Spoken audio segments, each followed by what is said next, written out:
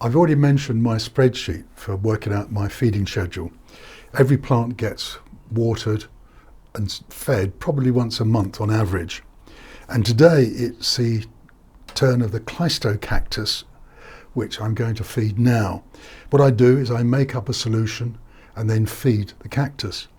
Now in the wild, a cactus is sitting under sun for many weeks with no hint of rain.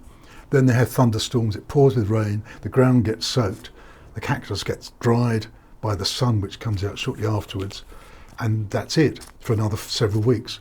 So to try to emulate that process, I feed the cacti once a month, and I feed them as though they were being drenched in rain. It's the turn of this cactus today, Cleistocactus strausii. It's a rare cactus native to mountainous regions of Bolivia and called silver torch. What I'm going to do is drench it, as you'll see. To make sure I get the right concentration, I use this little tube to make sure I have 5 mils of tomorite for 2 litres. So we'll top that up.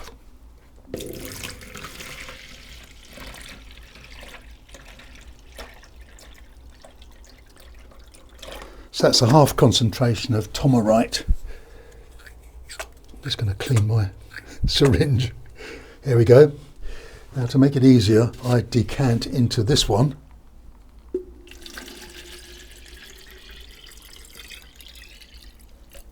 And this is my impression of a thunderstorm in the desert. So we give this a really good soaking and let it drain through. I try not to wet the cactus itself. As I said, in the desert they would dry very quickly under the emerging sun, but we haven't got any here, so it's best to not get that too dry, too wet. So I just let this drain out. That should be okay, and then we put it back in its home.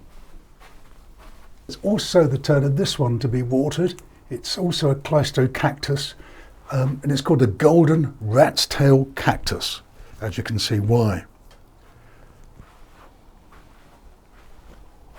So again, we give this a good soaking, and I do it until it starts seeping out again. Remember, this is now going to last it a whole month.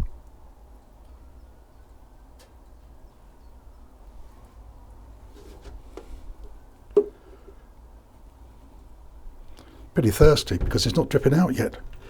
There we go.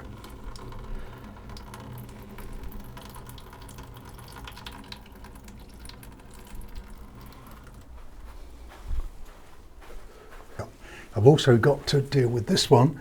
It's another Cleistocactus. This one's called the Monkey Tail Cactus.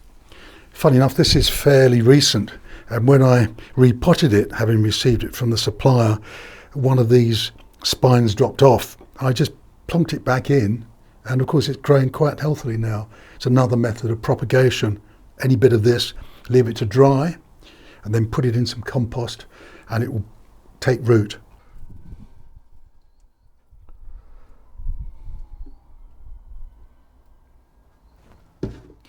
Okay, that seems to be quite thirsty as well. Oh, there we go. I'll leave it till he runs through, and then I know that it's had enough. It's looking very healthy. This one there is very green. It's growing nicely.